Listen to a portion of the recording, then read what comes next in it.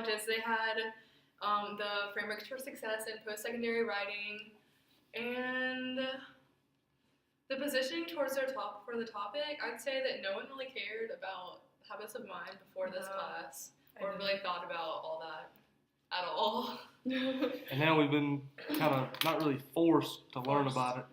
Yeah. Well, in general, forced to learn about it, but it's an interesting topic. It's interesting to look and see where we apply our habits of mind in our writing. It's also kind of it's helped us to develop our own personal theories of writing as well.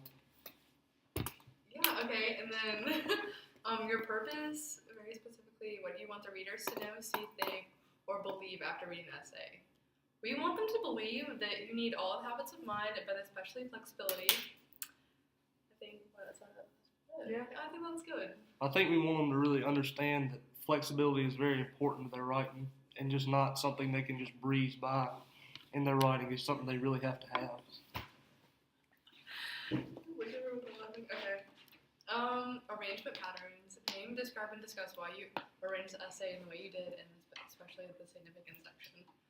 Well, we arranged it like that because that's kind of the outline you gave us. You told us how to lay it out, and then I guess we kind of did each section on our own, but you gave us the basis for it.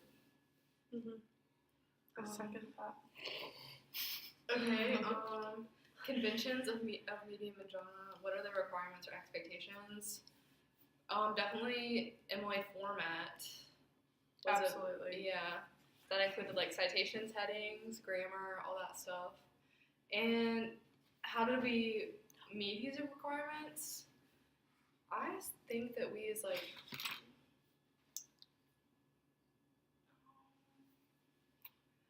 How do we meet the format requirement? Yeah, I said I kind of wrote it out. I said with the help of that stuff and the OWL source and UNC writing.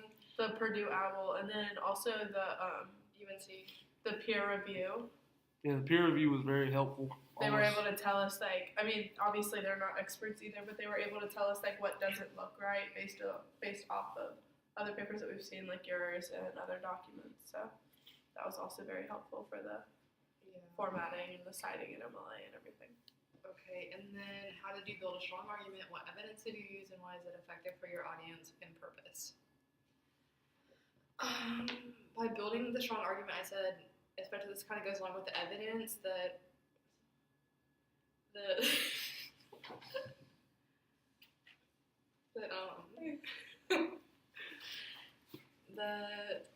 sorry, I really just lost my train of thought. Okay, from the interview with our person at the University Writing Center, his name is Daryl. From him, and then the frameworks document, and student examples, and peer review and stuff like that. That really helped build the peer review didn't help build evidence, but everything else did. And I think it gave us a better understanding because it kind of, I don't know, it put it in a different perspective. Mm-hmm. And I mean, we only had to go off of the frameworks for success. Yeah. The document frameworks for success initially for knowing what flexibility is and as far as habit of mind type situation, and going and meeting with Daryl really helped to reinforce things. Yeah, helped us to understand the framework a lot better. Okay, what's next? Why is it effective for your audience and purpose? I said especially for the audience, the classes, because it kind of what we learned, it put, we all learned it in the same context. Everybody did the same thing. So I think it, helped get it across easier. We all had, the same understanding. Yeah. Okay, so the next thing is each group member should state their name and take about a minute to describe his or her biggest contribution. You want to go first? Sure. Okay. I'm Abby, again, and contribution-wise, I think I really helped on putting the essay together. I guess, yeah, all that stuff. Definitely. And I guess that's it. I think. Okay, I'm just gonna go ahead and put this out. I think everybody did a lot. Everybody helped for everything. So. really was a group effort. We really came together as a group to get this done. Mm-hmm. Can we go? Sure. I'm Abigail, and I contributed to whenever we would meet as a group. I really was the typer, honestly, and like kind of just threw ideas out there. And like whenever she would like tell me that we're typing about, I would kind of just like put my ideas out there, and they would both look at it and see if it was the right idea, see if I was going in the right direction. And they would give me their ideas, and I would type it. It was just, it just worked out that way. So I feel like that was the most I contributed. Well, yeah. All right. Honor, and again, and I believe I contributed the most when it came to the lightning talks. I kind of did the introduction and descriptions, which was really central to our development of our talk and our presentation. Then I handled, and our badge as well. And within that, we all had a role in the presentation, but I kind of took on the role of being the figurehead of the group when it came to the speaking. I guess 'cause I'm good at talking to folks. You want to add anything to that? I think we're good on that. Yep. Okay, revisions. Discuss the feedback you've gotten on this draft and identify your reviewers. Okay, so the responsibility group did our revisions for the peer review, and most of their stuff was kind of like, was it kind of surface level? Yeah, it was I think- surface level. It was more like, this is a good paper, or fix this grammar error. It wasn't really, It wasn't really in depth to a Yeah. degree. Yeah, it was like there was a few things that we didn't even think to look at that they pointed out and we were able to fix, and we really asked them to look at our conclusion, and I think two of the group members really gave us a lot of ideas and feedback on the conclusions. We were able to fix that and expand on their revision.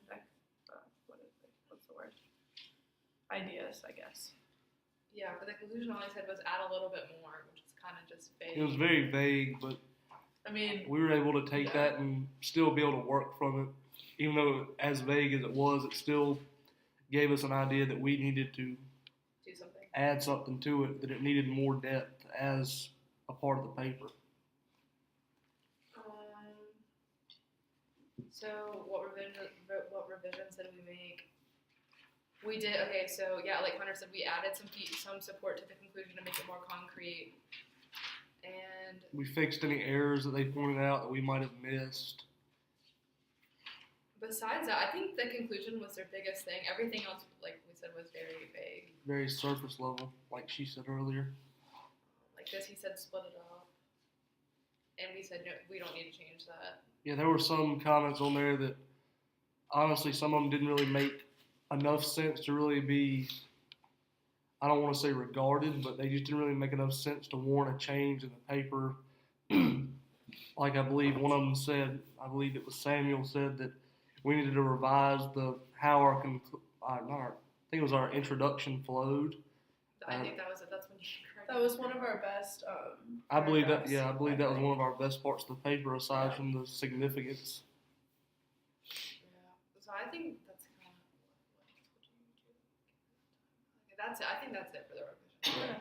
Okay. And then leveling up, which of the mini scaffolding assignments has been most useful to you?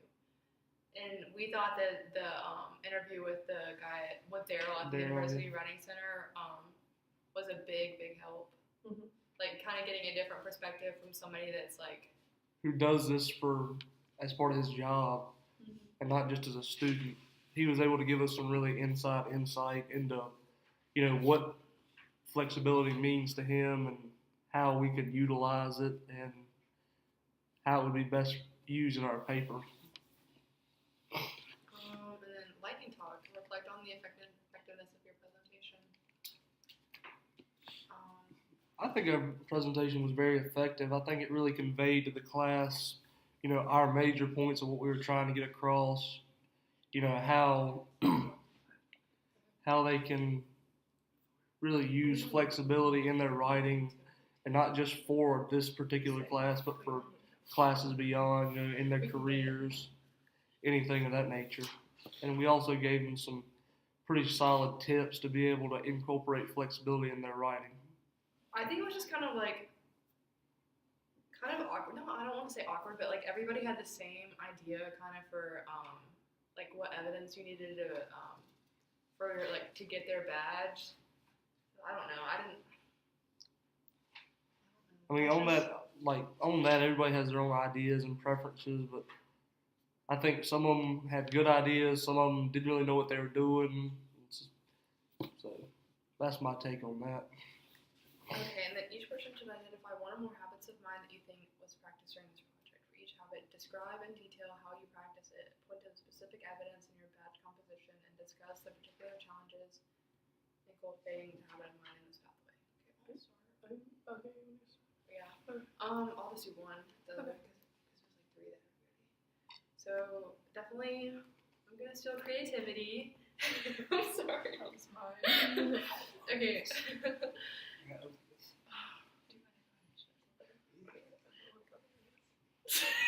No, I got it. Go ahead. Okay.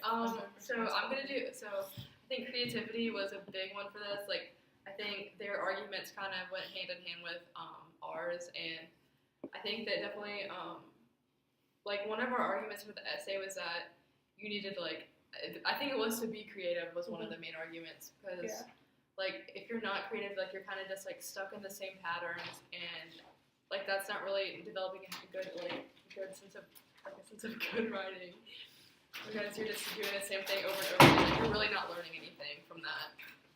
It's not making you a better writer in that sense. And discuss the particular challenges and opportunities. For me, I think it's hard to be creative because I've always stuck to very we always say in high school, we always just did the same kind of essays over and over again, the same projects, and there was no room for creativity because you were really only being graded on what that teacher wanted to hear, not what you had to say. So so I think that responsibility, I think that habit of mine really stuck out as far as flexibility and responsibility together. We practiced responsibility throughout this entire project.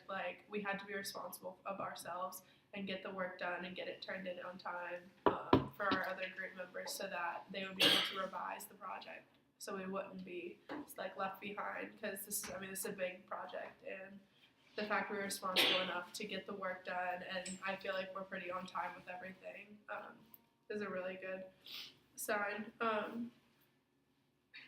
So like I said, us turning in the projects on time is us showing that we displayed responsibility.